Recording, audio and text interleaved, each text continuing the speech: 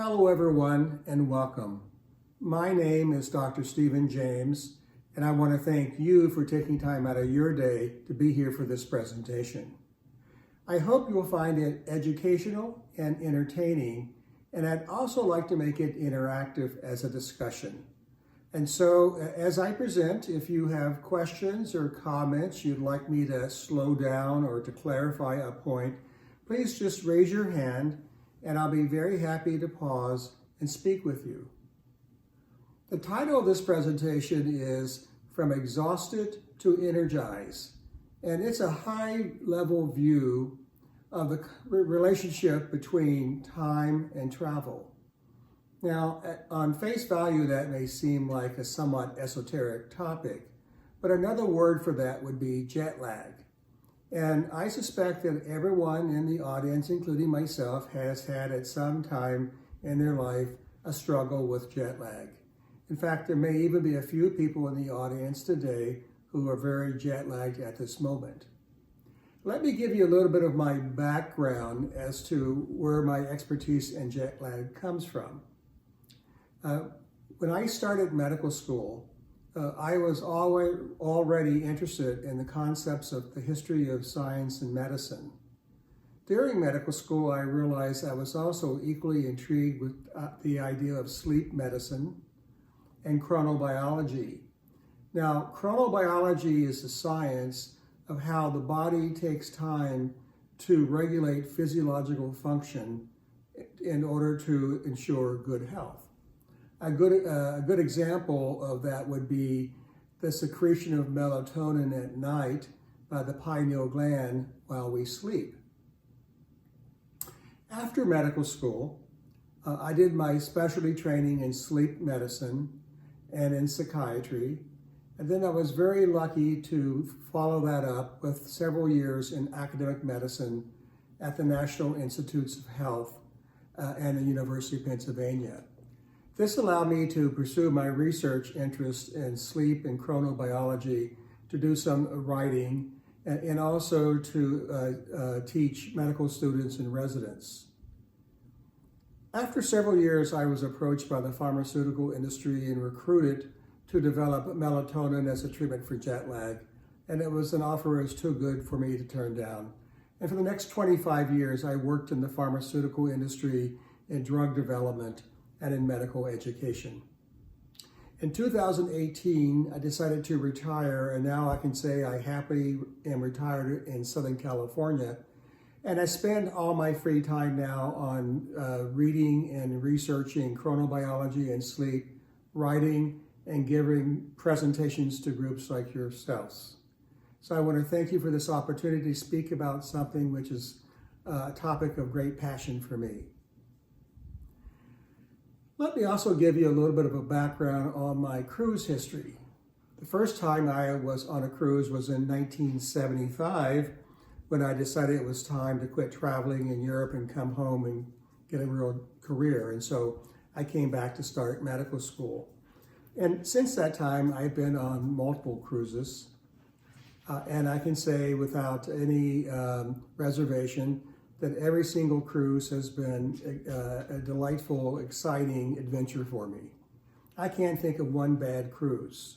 I've been to many destinations, some that I like more than others, but on every cruise, I always found interesting people and heard incredible stories.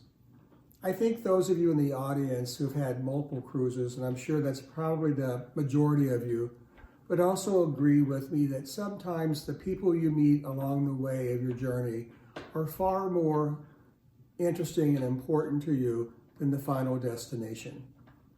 For those of you who are just on your first cruise, I'm going to work very hard to make this a memorable trip for you and feel comfortable with the idea of coming back for future cruises. If you see me around the ship, at the pool or in the dining room or in the gym, please stop me, introduce yourself if I don't recognize you, and let's have a conversation. Now let's move on to another story about time and travel, and that is the Pigafetta paradox.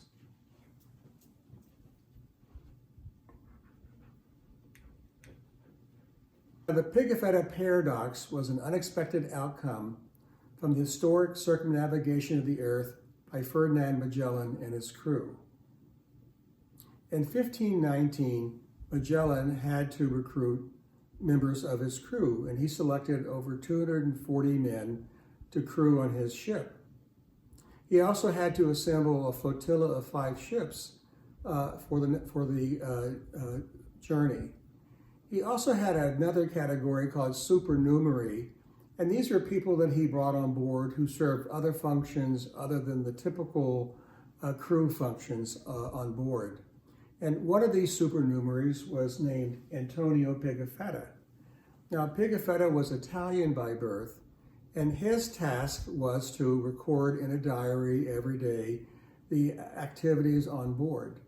And so every morning at sunrise, Pigafetta would put an entry into his diary and record the events of the day.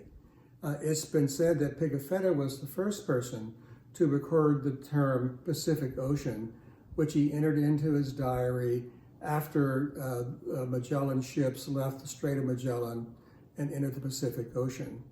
He's historically ascribed as being the individual who named the Pacific Ocean, although there's some controversy it could also have been Ferdinand Magellan. After a long and hazardous journey of over 3.5 years, the remaining 1 ship and 18 men arrived at the Canary Islands. And when that happened, Pigafetta wrote the following in his diary. It was Thursday, which was a great cause of wondering to us, since with us it was only Wednesday. Somehow, Pigafetta, in recording his diary, had lost a day in circumnavigating the Earth. He had seen 1,125 sunrises, and there were 1,125 diary entries into the book. You know, you think about it, missing 1 day in a diary isn't particularly a big issue, but the problem was that in circumnavigating the Earth, the crew of Magellan demonstrated not only the vastness of the ocean, but the fact that the oceans could serve as highways for exploration and future commerce. And so all of a sudden, the structure of time and keeping track of things became much, much more important. Let me ask the audience, is there anyone who has an idea as to what the solution was to the Pigafetta paradox? Can I see a show of hands? I see a couple. Yes, ma'am. So you say that in going around the world, they had to adjust their day by 1 day in the middle of the Pacific Ocean, and that's exactly right.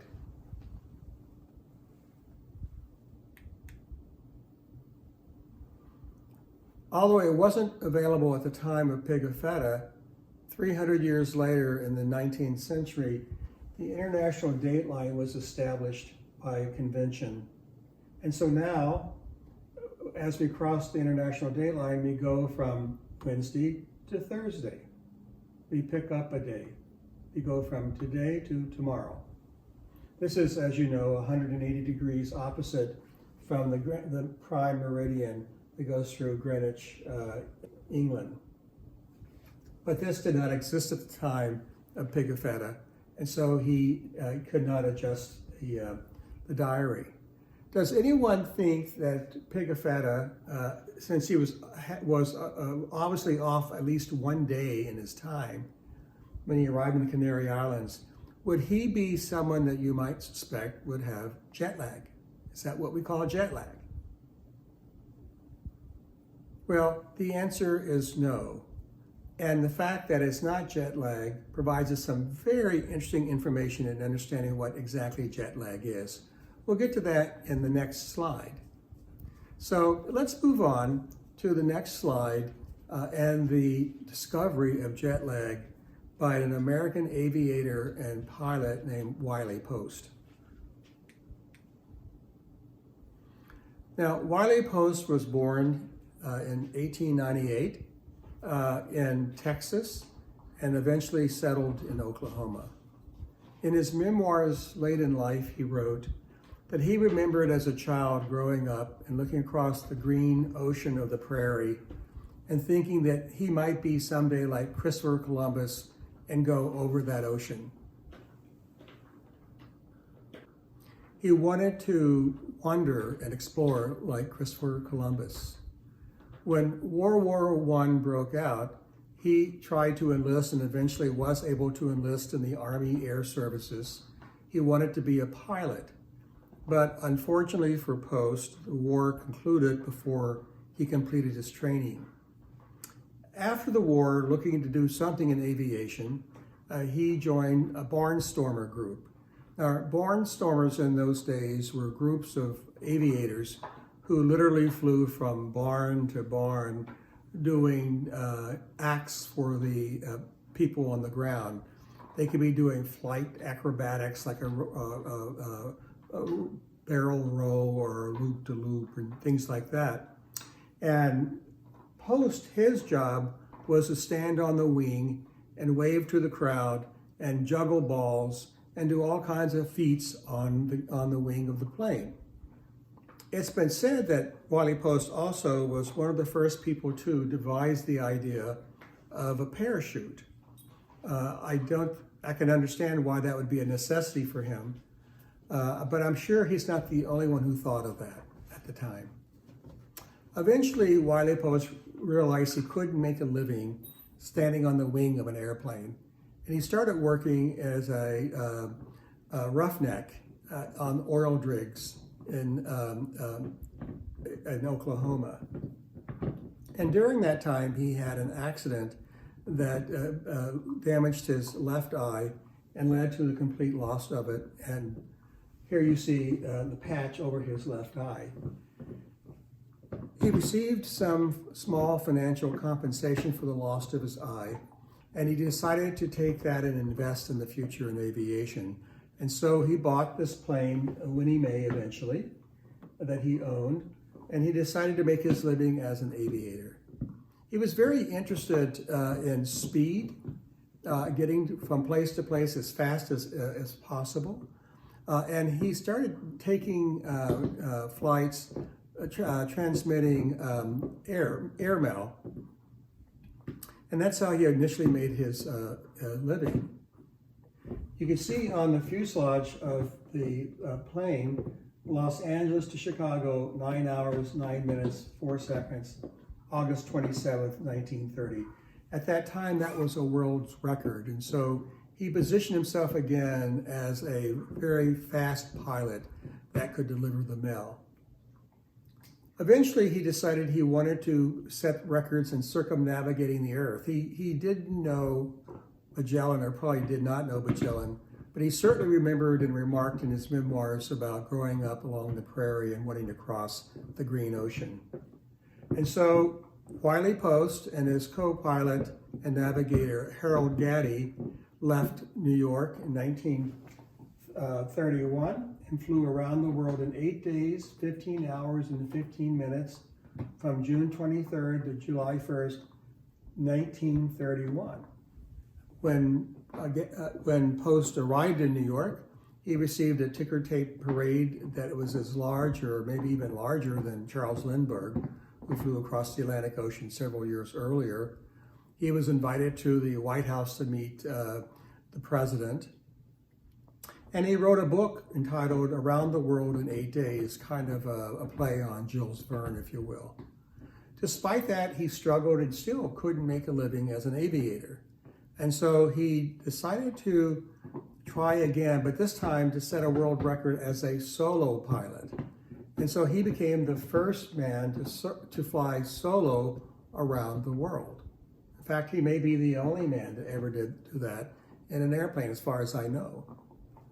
And in so doing, he realized that there were some limitations around his ability to fly and being tired.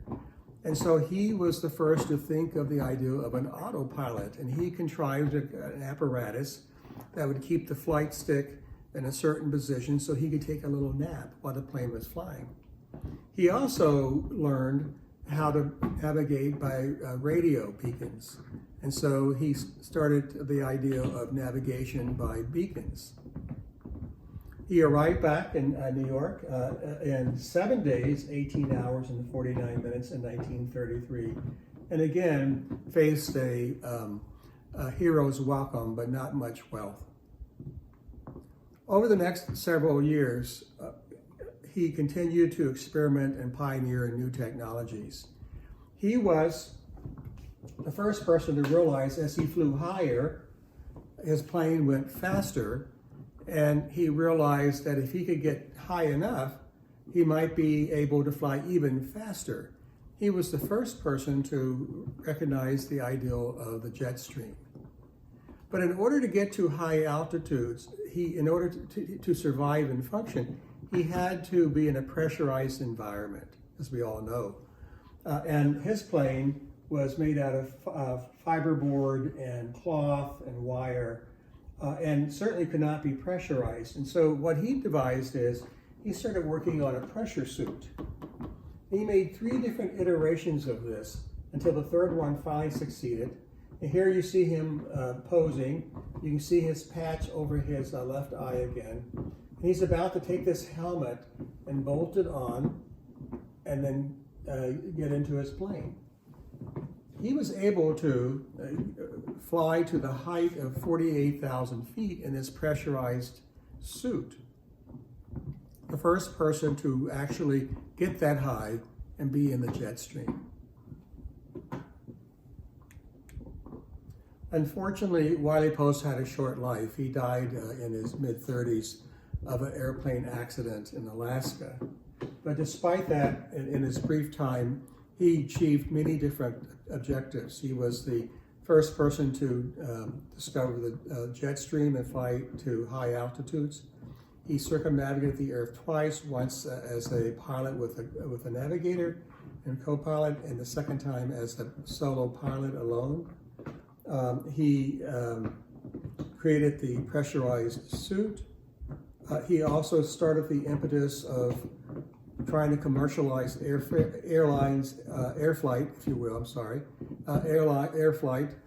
by airmail, which was the basis of the origin of the modern airline industry. That was their first customer, the mail service. So we have a lot to owe to Wiley Post. But he was also the first man to experience jet lag. Unlike Pigafetta, he had bouts of fatigue, disorientation, poor concentration in his flight around the world, which was jet lag. Now, what he tells us, what we know from his flight is that in order to get jet lag, it's not just the fact that you have to travel long distances over many time zones, but you have to travel rapidly. You have to, after Wiley Post, we recognize that you have to cross at least 2 or 3 time zones to start to develop jet lag. That there seems to be a certain speed that we have to be at in order to develop the symptoms of jet lag. Too slow, and we don't. Now, Pigafetta took 3.5 years to circumnavigate the Earth, 24 time zones, so he might cross a time zone every month or 2, not in just a few hours. And so the speed across the surface of the Earth is important in creating the concept of jet lag.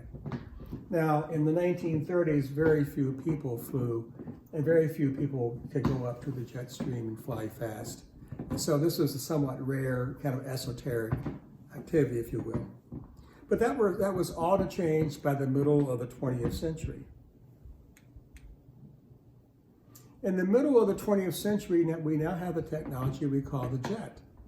And this allowed planes to go faster and higher, and they were rigid metal structures, and so you could pressurize that. The first jet that took commercial passengers was in the early 1950s, and it became a mainstream of commercial airlines by the late 1950s.